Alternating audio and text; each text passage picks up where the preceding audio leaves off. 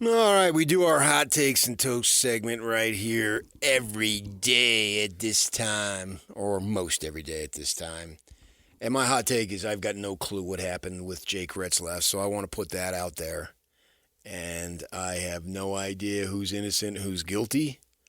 A lot of stuff that is out there, so I'm not convicting anyone, nor am I blowing off any victim, if that's the case. Whatever it might be, has to have the procession of the legal process and all that stuff. And away we go. I don't know if anything is accurate or inaccurate, but that's up for the courts and the jurisdictions to decide, or any settlements or the direction where we go. But yeah, this was, I don't know what I can call it, a blockbuster story, news, earth-shattering. Bombshell's a good word. Yeah, it's probably a better word than what I'm using. Yeah, coming out of nowhere. Now, this would have been in November of 23, right? So he had, at that point, Slovis was ruled out, and so he was playing Jake Retzlaff. I think it was after the Oklahoma State game week before after Oklahoma game. Correct. Before Oklahoma State game, which the Oklahoma State game was the last game of the season. Correct. Yeah, this is alleged to have happened November 22nd, 2023, which is a Wednesday. Yeah, so that is during the week of the final game in which they went over to Stillwater. I believe that game was in overtime, if I remember. Yeah, they were 5-6. They needed to win that game to go bowl eligible. And then we know what happens last year. He uses those 4 starts and builds on it and has a great season, and the Cougars were looking like they'd be a contender. But that's the football stuff, right? That's a little bit separate from here. Yeah, wild story to say the least. And, the salacious stuff, well, the whole thing obviously is, but it catches your eye in the statements that were put out in the civil lawsuit that the female was encouraged by the Provo police not to follow up, report it, because those things are difficult to prove, which leads people to believe that, oh my gosh, are they trying to cover it up because it's a BYU quarterback? And then Provo police puts out a statement yesterday from everything we have reviewed, this is not true. So right off the bat, you've got conflicting statements, and to have any idea of whether a Provo police officer or anyone in law enforcement from that department said that, well, depending on who you want to believe, it was over here, they said this. Provo police puts out a statement, which I think they had to do, obviously, for the integrity of the department. Oh, yeah. If you would have remained silent on this, PK, that would have been a really, really bad look for that department. Right. And BYU puts out a statement, which they have had to do, that they became aware of it earlier in the day. As far as I understand, no criminal charges, right? Yes, that's accurate. This is currently only a civil lawsuit, and that is a clear delineation people need to realize, is that this is not a criminal proceeding. This is under civil statutes. There's different burdens of proof in the 2 different circumstances, and obviously the Provo Police Department statement says if the plaintiff wants to reopen the investigation, they are willing to do that if they want to talk further. Yes, it seemed like, well, according to Provo Police, they pursued that earlier at some point. They said the quote was, they had no actionable leads based on the initial investigation. Yeah, so you got that going on there. What does that all mean? And then obviously you've got the honor code involved in it. I think the law takes precedent of the honor code. We had Tim Lacombe in here yesterday, and he floated the idea of BYU doing away with the honor code. I mean, clearly they've relaxed standards. Tom Holmoe said that. I asked him a question a couple years back, and he basically said it, and then he seemed like he backed away from it. I don't know if he had gotten some heat from higher-ups. But, I mean, you just look. The standards, at least the grooming standards, have changed in terms of enforcement. Maybe the standards haven't changed, but if you don't enforce anything, if there's no cop over there to catch you speeding, then there's no speeding laws. Even if there are laws, it has to be enforcement of it. And that's, whatever on that. But this is something far more serious. Clearly they didn't know about it because, unless I'm wrong here, that they said that they became aware of it yesterday. Yeah, they said they were aware of it, and they said under Title IX regulations and student privacy concerns, that's the only comment they're going to have on it. And that's really all they can do on that. Bouty, is that how you said his name? Yeah, our friends at KSL TV, I was looking for the pronunciation, so I pulled up their report, and Mike Hedrick, who we talked about yesterday, said Mark Bouty. Yeah, is the attorney. I have met him, and he is a nice young man. Well, that's good. If you're going to represent somebody, it's always good to have met that person. I have met him, and he's a nice young man. Good start. Whatever that means. He is also factually innocent, and we look forward to proving that innocence. Jake's focus this year will be on football. We don't try cases in the media. We respect the process, establish Jake's innocence through the judicial system. That's the interesting part, is his focus this year will be on football. Now BYU is going to be under the microscope. Did nothing happen? Is this all untrue? They were alone, and he was looking for some action and got it, didn't get it, I don't know.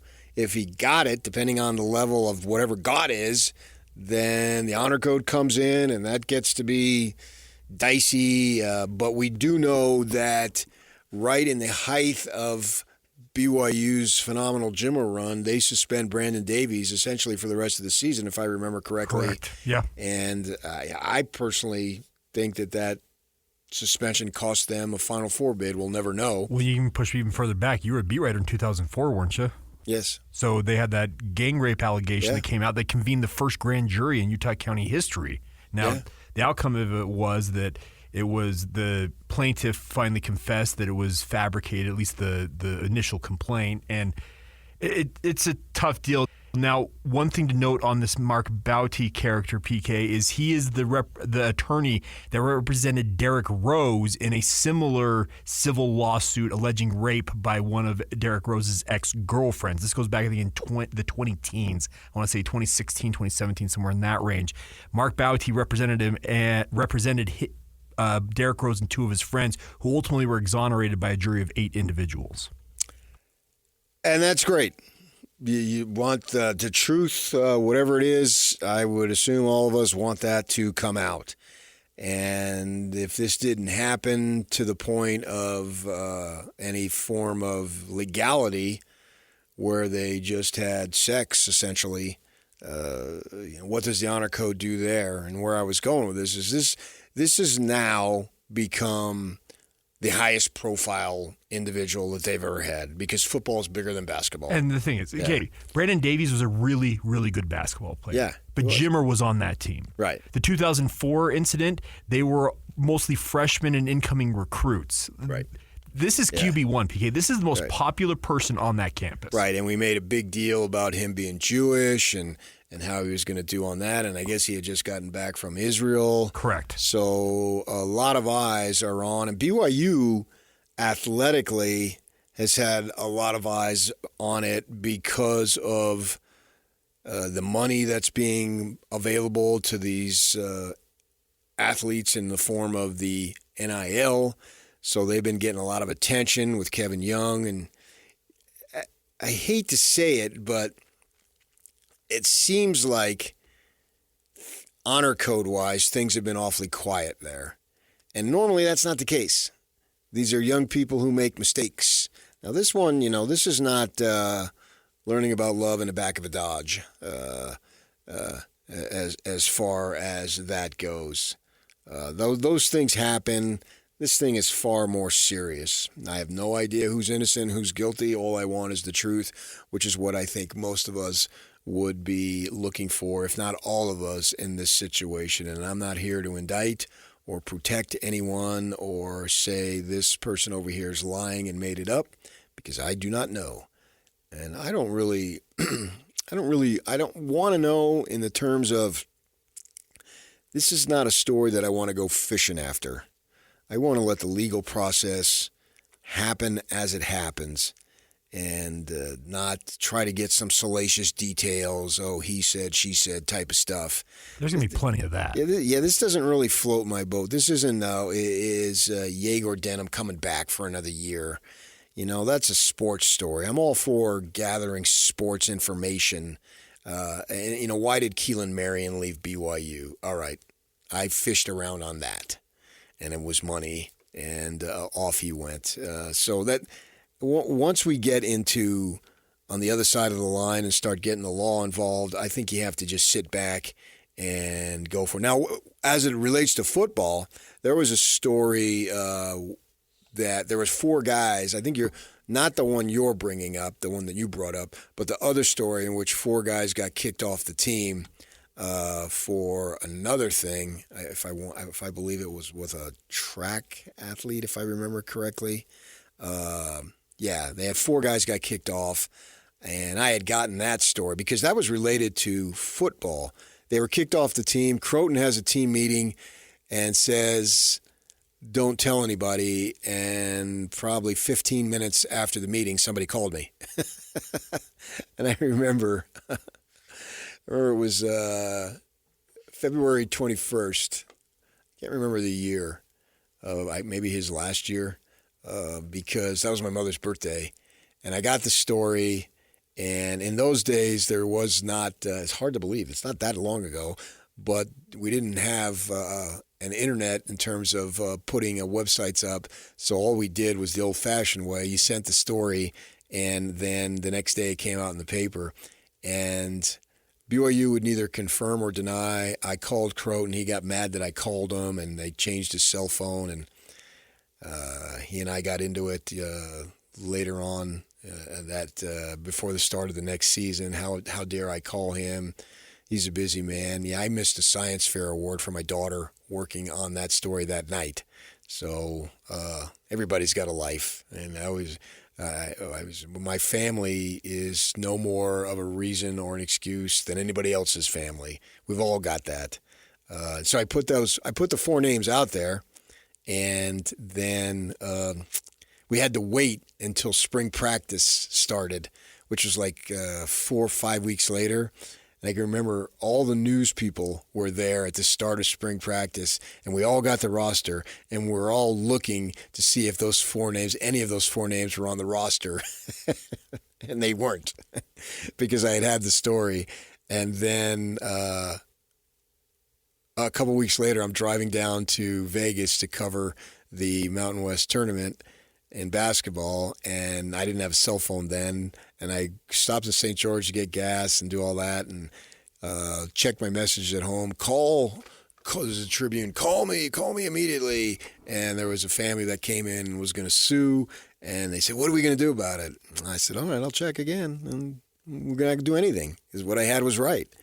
And those 4 guys were suspended or kicked off the team. But that was a football thing as it relates. And we'll get to this here coming up in the next segment. If he's unable to play, and I have no idea if he is or he isn't. So I'm not making no official judgments, nothing on that. So please don't go on your message board and say I said this or that, because I don't know. We're just discussing about it and about what's the situation. But if it comes to it, which I guess is possible that it could come to, there's some types of sanctions and unable to play. What's going to happen? We also have Mitch Harper, which was great timing. Mitch Harper is our BYU Cougar insider for KSL Sports. Will be joining us in the 9 o'clock hour. Steve Bartle will be joining us in the 8 o'clock hour. He's our Utes insider for KSL Sports, because now that they're done with spring ball and the transfer portal, it's never over. It's closed, but the kids can still decide what to do, where to go. So I don't know that anybody can transfer out of Utah. They could leave for sure, but maybe some kids can transfer in. But basically at this point in the year, it's pretty much settled down. So we'll hit Utah in the 8 o'clock hour, and then Mitch Harper in the 9 o'clock hour. And we also have some Cody Johnson and RSL tickets that we got to give away. Are we giving RSL next or what? We'll do it in the 8 o'clock hour. So, but what does this mean football-wise for BYU? We'll get to that next day with this 97.5, the KSL Sports Zone.